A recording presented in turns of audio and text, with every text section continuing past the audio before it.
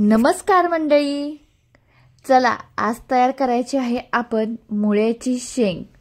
तर लई लोक ना ही शेंगाची भाजी करायचं म्हटल्यावर नाकाशी मुरडतात ना, बोलायचं कामच नाही। बऱ्याच लोकांना ही भाजी आवडत नाही, पण ह्या पद्धतीने भाजी तयार केला ना तर अगदी तुमची ना एक ना दोन भाकरी खाणारच घरातली माणसं।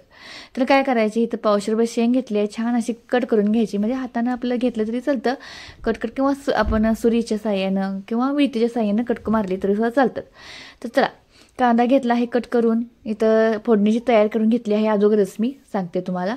तेल घातलं आहे 2-3 चमचे, त्यामध्ये जिरे घालायचे, छान असा जिऱ्यांचा डाळ झाला की त्यामध्ये घातला एक मीडियम साईजचा कांदा छान असा कट केलेला। तर तुम्ही लसणाचाच वापर सुद्धा केला तरी चालतो फोडणीसाठी। तर मी घातला आहे कांदा थोडासा परतायचा, आणि कांदा परतून झाला की त्यामध्ये मुळ्याची शेंग घालून घ्यायची, स्वच्छ पाण्याने खळखळ धुवून घेतली आहे।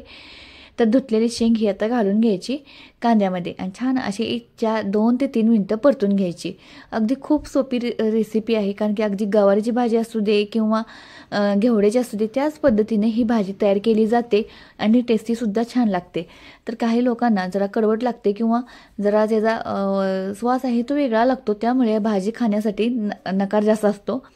पण ही अशी भाजी डाळ वगैरे शेंगदाण्याचं कूट घालून ही भाजी केली ना खूप छान टेस्टी लागते बरं का। तर बघा यामध्ये घातली तुरीची डाळ। तर पहिल्यांदाच मी तुम्हाला दाखवलं आहे, तुरी डाळ भिजत घातली होती। जेव्हा आपण करायचं आहे ते एक अर्धा तास अगोदर तुरी डाळ त्यामध्ये भिजत घातली ना पाण्यामध्ये, की ह्यामध्ये सहजरित्या शिजली जाते। त्यामध्ये घालायचं आपण हळद घालायची, लाल तिखट घालायचं, धने आणि जिरे पावडर, आणि हे सर्व मसाले घालून छान असे मिक्स करायचं। तर आपल्या आवडीनुसार आणि कोणते घरातले छान आवडीचे मसाले असतील ते सुद्धा ॲड केले तरी चालतात। तर लाल तिखट आणि हळद घालून छान असं परतून घ्यायचं लो फ्लेमवर। जसे आपली चटणी हळद शिजली की त्यामध्ये घालायचं शेंगदाण्याचं कूट। तर कुठलीही भाजी आमटी डाळी हे असेल, कुठलीही वांग्याची किंवा पावटा कुठलाही आमटी असू दे, जे शेंगदाण्याचं कूट करून करायचे असेल तर त्यावेळेला काय करायचं, भाजलेल्या शेंगदाण्याचं कूट वापरायचं, म्हणजे ती भाजी आमटीना सुंदर लागते बरं का। तर आपण थोडंसं पाणी घालून आता ही भाजी शिजवून घ्यायची। तर बघा तयार झाली अगदी थोड्या वेळामध्ये ही आपली मुळ्याची भाजी। आणि तुम्हाला सांगते, गरम गरम भाकरी बरोबर ना ही भाजी खूप सुंदर लागते, चपातीपेक्षा किंवा भातापेक्षा। गरमागरम भाकरी करायची आणि ही मुळ्याची भाजी तयार, आणि वरून घालायची आपली देशी छान अशी हिरवीगार कोथिंबीर, खूप सुंदर लागते चवीला। आणि नक्कीच ह्या पद्धतीने तयार करा, आणि तुमच्या घरामध्ये अशाच पद्धतीने करतात का हो, ते सुद्धा मला कमेंट करायला अजिबात विसरायचं नाही।